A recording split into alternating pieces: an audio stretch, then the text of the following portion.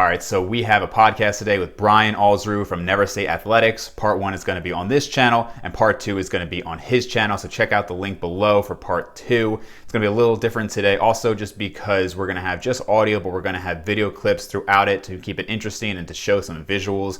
Also, Brian is definitely an in the trenches kind of guy. He's been doing this for a very long time. And so we start off talking about goal setting and mindset and setbacks, and then we get into some practical tips. I would really highly recommend you go through this, even though it is just audio. He has a lot of great insight into different aspects of the lifting game. And like I said, he's been in this for a very long time. So I hope you guys enjoy.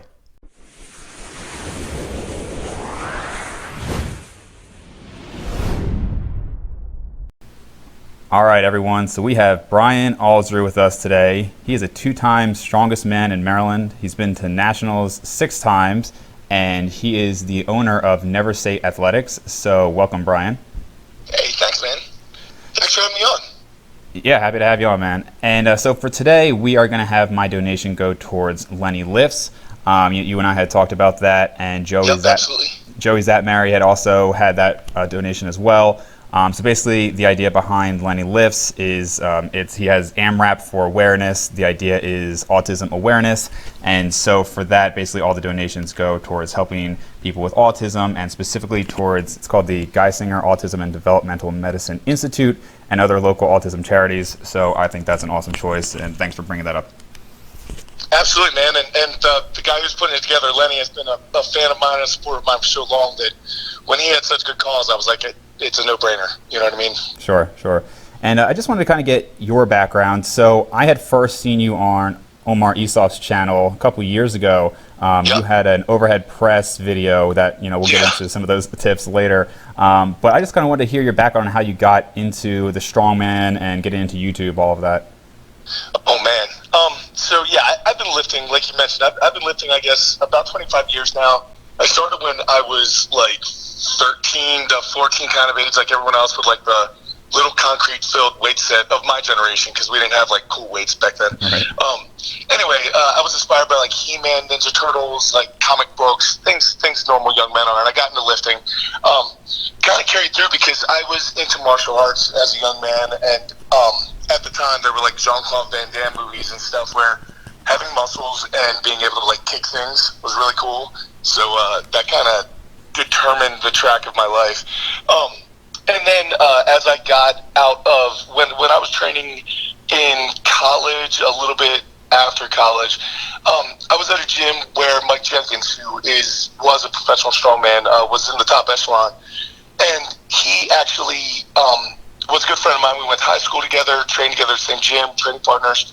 And then one day on Thanksgiving, he got up to, like, World Strongest Man. I think the best finish ever for him, I think, was 4th in World Strongest Man. Anyway, he died. He died one Thanksgiving morning and was a young man. He was like 35 years old, died. And then I had always told him when we were lifting together back at the gyms that I would do a strongman competition with him. But like I said, I was kind of involved in, like, MMA kind of stuff. And I saw strongman as just big fat guys. And I was like, well, I'm not 6'8" and 400 pounds. I don't really know how I'm going to compete there. So I was like, yeah, Mike, I'll do it with you someday. I'll do it with you some way. And anyway, I never did it, right? Mike moved away to Pennsylvania to go get married and follow his strongman career. I went away and did counterterrorism for 10 years, and we kind of separated. Anyway, when we got back together and we were both kind of back in our home states again, a common friend was going to have a Christmas party where Mike and I were going to get back together, and we were going to literally talk about me doing my first strongman show. And then that Thanksgiving, before that Christmas party happened, Mike died. So I was sitting in the funeral just crying and going, I promised this dude, he's been a friend literally for years. I was like, I promised this dude I would do this my whole life, and it meant so much to him. I was like, and I never did it. And so it was like weighing on me, of course, as things do when you're sitting in a church pew looking at dead people. And so I literally at that moment decided, like, I'm going to sign up for a strongman competition. I've never done one strongman move in my life. I've lifted weights. I do fighting stuff. I'm athletic. But I'm going to do a strongman competition. So literally that week I signed up for my first one. The week prior to the strongman competition, Mike's wife invited me up to their gym in Pennsylvania, where she actually showed me, like, what a farmer's handle was, what, like, a strongman log was, what Atlas stones were. And the next weekend I went up and competed. And ever since then, it's kind of been a whirlwind. Wow, that's awesome, man. Yeah, I knew you had a martial arts background. I didn't know that whole story though. Yeah. And you're how old now? I'm 38 right now. 38. Okay, yeah, because I know when I was talking to Joey, he was just telling me how impressed he is with how well you're able to move, and obviously I'm sure your athletic background helps there. Absolutely. Oh, I didn't even talk about the YouTube thing, but the way that I got involved in YouTube was I had a very big following at T Nation. I'm sure you probably heard of T Nation. Oh yeah, I was big on there for a while. Right. So on that, I posted as Alpha was my little surname on the training log board, and it was a very, very popular training log. So I got a big following there. However, that meant absolutely nothing once social media came and everything like that. And people did not believe that I could move the weights that I could move and do the things that I could do, the athletic things while moving weights and stuff. So I literally started the YouTube channel as a way to shut people up. Literally, I just posted my lifts. I wanted to show my face because I was doing counterterrorism at the time and I couldn't show my face. So I always had a hat on. That's where the hat comes from. That's why I always have a hat on now. I couldn't show my face. And so the first, I guess, probably like 4 or 5 years of my YouTube channel, I never said a word and it was nothing but my lifts. I also got about 300 subscribers, so that worked out really well for me. Right. Yeah, actually, that's funny. I think, what year was that roughly? Because I was on T Nation for a long time, and I think I remember the username Alpha. That's kind of funny. I literally was there from the beginning until I still post there randomly now. But yeah, you can literally go back and see my entire 12-year training career on there. Because I literally posted every workout. It was crazy. So, like I mentioned before, I had kind of gotten in contact with you through Joey Zatmary, and then Alan Thrall had also mentioned you, and then I had first seen you on Omar. So how did you connect with all these people? Was this just you had your own YouTube, and because they had things on YouTube, you connected, or how did you get involved with them? And even I saw you working out with Brian Shaw, too, which is pretty awesome. Yeah. My life is very strange, how things work out. So let me say that. I'd say that my path is probably not going to be most people's paths, and I think a lot of it is because I put in more work than anyone is willing to.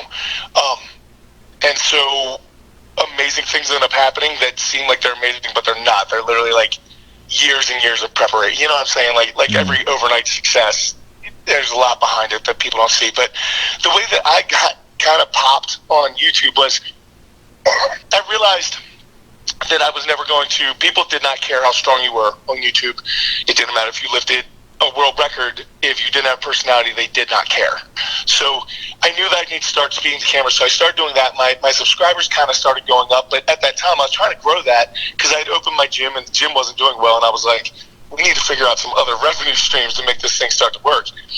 And so the YouTube thing, basically, I was just looking around at how other people were gaining subscribers, and it seemed like you needed to be able to do collaborations. However, if you're involved in the YouTube world, you'll know you get so many contacts a day. I literally get probably 200 emails/DMs a day, and if it's some random person saying, hey, will you collaborate with me, it's tough to see that. And that's at my level. At someone at Omar's level, 7 times the size, it's got to be completely overwhelming. So it's very tough to set up collaborations with people.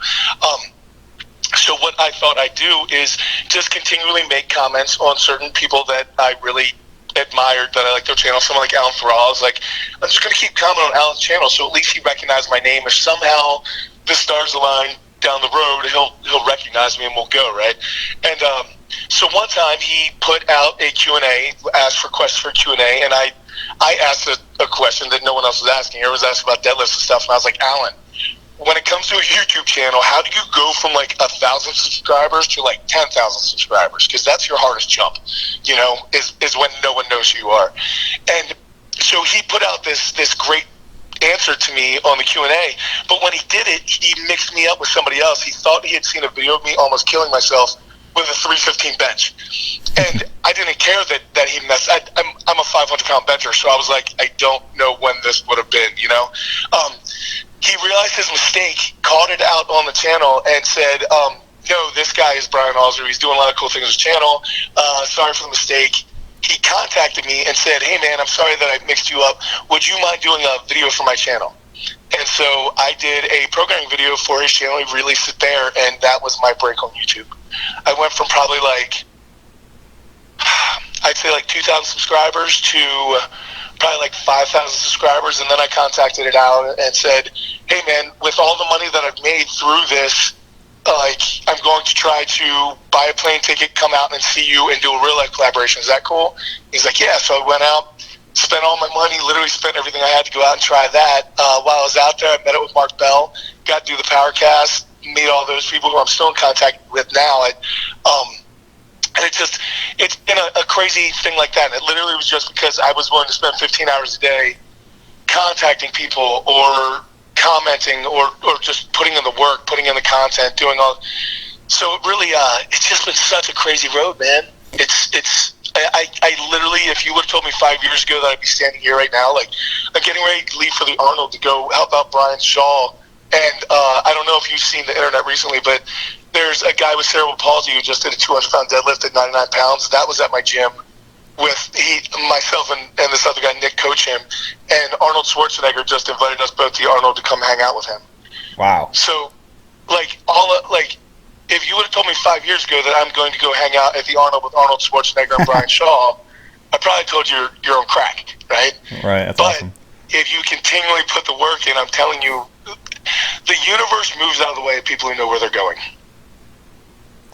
Yeah, man, that's an awesome story, and I totally agree with you. I mean, there's so many examples in life like that where it's, you can be great at something, but so much of it is about connections, and of course you got to have the work ethic, but knowing the right people, and like I said, sometimes it is random luck, but a lot of times it's just continuing to grind and having those connections, and one leads to the next, and it just kind of blows up from there. So that's awesome, man.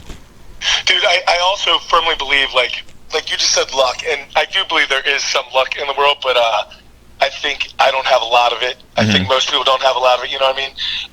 What I will say is even something as simple as like YouTube, a lot of people want to be a big YouTube star, want to be a big social media, Instagram, whatever they want to be. However, whenever people talk to me about it, I'm like, how much content do you have? And they're like, well, I only have like 20 videos because I don't have that many subscribers. And I'm like, but what happens if tomorrow Arnold reaches out to you and says, hey man, I want to put you on, so tell me your Instagram, tell me your YouTube, whatever, and you only have those 20 videos. Then you get in front of 2 million eyes, and you aren't prepared for that type of success. You haven't done the work, right? So you have to do the work when no one's watching, and then amazingly something will come up, and then you blow up just because you've been working, and then somehow it worked out. You know what I mean? So to anyone that's listening to this that wants to be great in either lifting or YouTube or social media or whatever, like, put in the work. No one's watching. Just put in the work day after day, minute after minute. It doesn't matter. It's going to pay off if you do it long enough. Yeah, totally agree. And there's actually kind of a good segue into the next topic I wanted to talk to you about, which was goal setting. I know you had a recent video of why goals suck, and I was, kind of tongue-in-cheek because obviously you do set a lot of goals yourself. Absolutely. And, for me too, I mean, I related to that because, I don't know if it was maybe my, parental influence or what it was, but I was somebody who was setting goals from a very young age. When I first got into this endeavor, like I said, I was about 12, and I had the Body for Life book my dad gave me. And I was already writing all my goals down on a note card at 12 years old. I would walk around with that in my pocket, and it's just, goals have always been a huge part of my life, and I've been very driven. And obviously talking to you, I can tell you're extremely driven as well. So I was going to say, I guess maybe talk a little bit about that video, but where do most people make mistakes with their goals? I would say 100%. A lot of people set goals without having any real vision of an actual path to get there, right? So you and I do not live in the same state. So if I was going to come see you, I wouldn't just jump in a car and be like, west feels pretty good. You know what I mean? Like, I need to actually look at a map or something and go, okay, I'm going to need to make a left here or right there. Like, I'm on this road for a while. Like, people never do that. They see what they want, but they don't understand that in order to get that want, there's a long road that typically gets there, and you can wish all you want, but I'm sure, as your grandparents said, you can wish in one hand, and you know what I mean? Mm-hmm. So I just feel like a lot of people set their goals without a path. Now, the other thing that I will say is once you have that path, people get very impatient, and they specifically get impatient about checking the progress as they go. That's why things like Fitbits and counting your macros and all that kind of stuff is so popular is because it makes people feel like they're doing something, but it's the illusion of productivity for busyness. Same thing, like if you're on this road going to your goal and you continually step on the scale to see if you're gaining weight or losing weight, or you're always looking at whatever the case may be. I mean, you know what I'm saying there.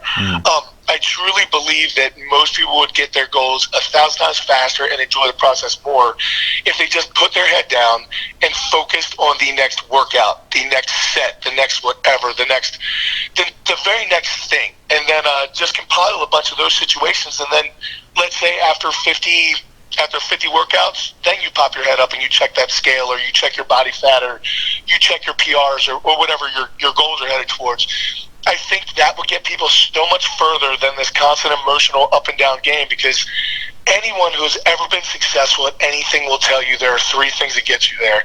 It is hard work, it's patience, and it's consistency. That's the only way anyone has ever achieved anything outside of like winning the lottery. Right.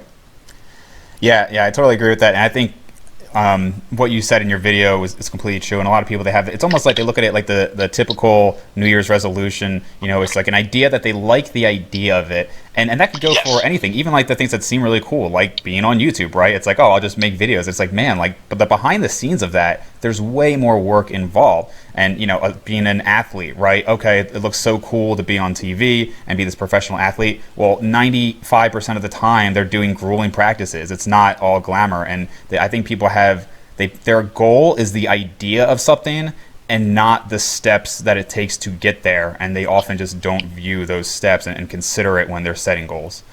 1,000%. I think another thing that people don't realize is the amount of talent and skill and time that it takes to do the things that seem like normal. If you tell somebody that they want to be an NBA, if they tell you they want to be an NBA player, you're like, all right, kid, you better start shooting 3 throws constantly, right? Like, you need to be doing that all the time. You need to have some special gifts. You need to be tall. You know what I mean? There's some things that you're like, there's a path for that, an archetype that you can follow, and you're going to go do that.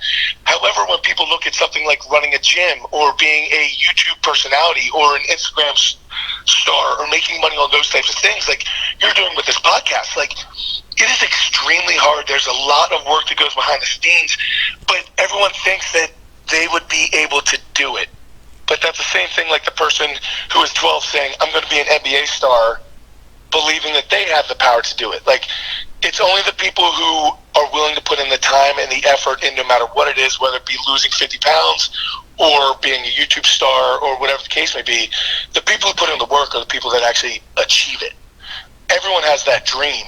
Everyone sees what it is, but it's only the people who really understand that they don't have the talent to pull it out on their own by like throwing out some stupid viral video. They're going to have to grind. They're going to have to put in the time, the content, the research, everything that you're doing to make this podcast successful is exactly what you're going to need to do. You know what I mean? Totally. Unfortunately, you're not Kim Kardashian. Right. You know, and for everyone else, we need to work. And a lot of people don't realize that. They're like, well, maybe I am Kim Kardashian. You're not. I'm here to tell you, you're not. You would have been found out already. You know what I'm saying? Like, you got to do the work. If you're not a star just by walking down the street, you got to work. Right. And you and I, before we started recording, talked about setbacks. You and I have both had some pretty serious setbacks in our lifting careers. And, you know, for me, I'm probably about 15 pounds of muscle below my peak. And so that makes it pretty hard from a motivational standpoint because, you know, it's just so far from where I was. And you're going through some medical issues now, too, that has set you back. So can you just maybe touch on that a little bit and how to stay on track when we're dealing with that, you know, those mental issues there? Absolutely, man. So to fill in anyone who's listening, for about 18 months, I have thrown up 30 to 50 times a day, every day. They have no idea why. I'm working with people at Johns Hopkins. Some of the best doctors in the world are dealing with it, and no one has a clue. Okay. So before this, you get bombarded with 10,000 people being like, "Is it this? Is it that?" It's not. All right. They've tested for it. It's not that. We're trying to figure it out. But this, when I look at my last big competition, was August in 2017, where I weighed in at 273 pounds. the vomiting was going on at that time, but it's only gotten progressively worse since then because of me not being able to hold nutrients in my body and things like that. I've had to have 5 surgeries since then till this date. And I went from 273 pounds all the way down to 218, and now I'm stabilized right around 230. So my lifts have obviously sustained some massive hits during that time. To be honest, man, I needed to change my perspective because for a long time there, it got pretty dark. Not saying it doesn't get dark at times now with all this vomiting, and life's pretty miserable at times. But when your whole identity is built around being a strong, fast, powerful, athletic guy, and now you're no longer that strong, fast, athletic, powerful guy, you kind of have like a little bit of like a crisis where you're going, wait a second, this isn't me anymore. Who am I? And all these things, right?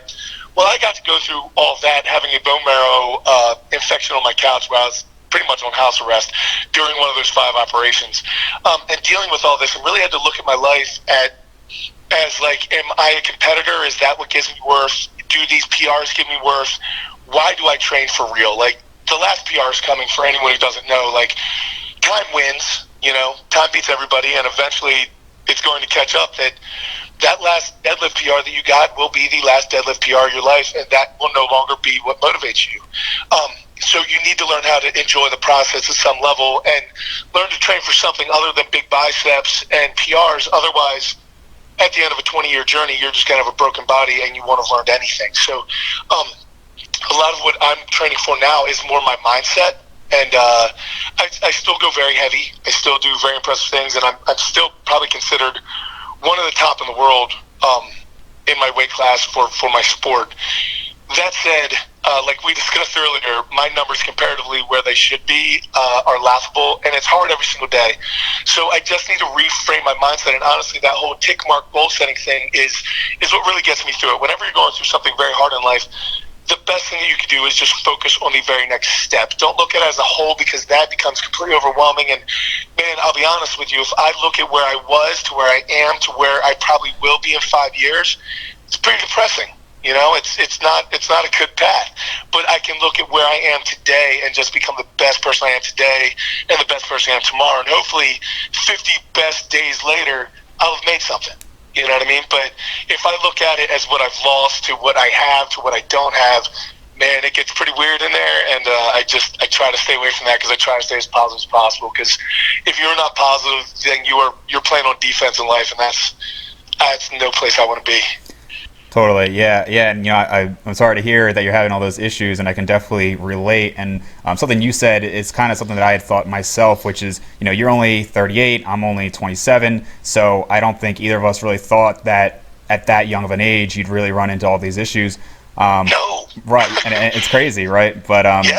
But one thing I thought about as well, as far as trying to stay motivated in the gym, eventually it was going to happen, right? Maybe not in such a dramatic way, but eventually you're going to get weaker. Eventually you're going to lose muscle, and hopefully that doesn't get you out of the gym. Hopefully you're a lifetime lifter. And so the way I kind of tried to rationalize it was, at some point you're going to have to accept it. It's just come earlier than you thought. And you got to find other ways to motivate you, because, obviously everybody should be in the gym, and you just find something that works for you to keep you in there.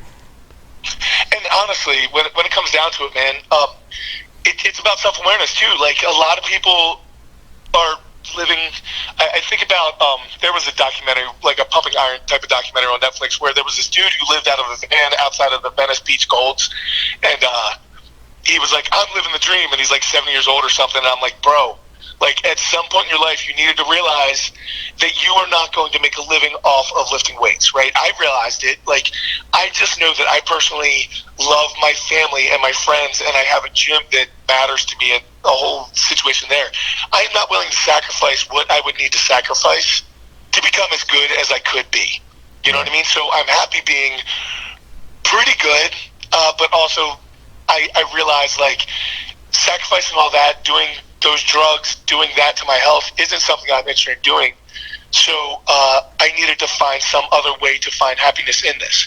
I think a lot of people are looking at this like they're going to be the next Larry Wheels or whatever, and I'm like, unless you're willing to do what Larry Wheels is willing to do, or you're 38 and you're thinking that you're going to be gaining 900 pounds in your deadlift between now and 2020, you need some perspective. You know what I mean? Yep.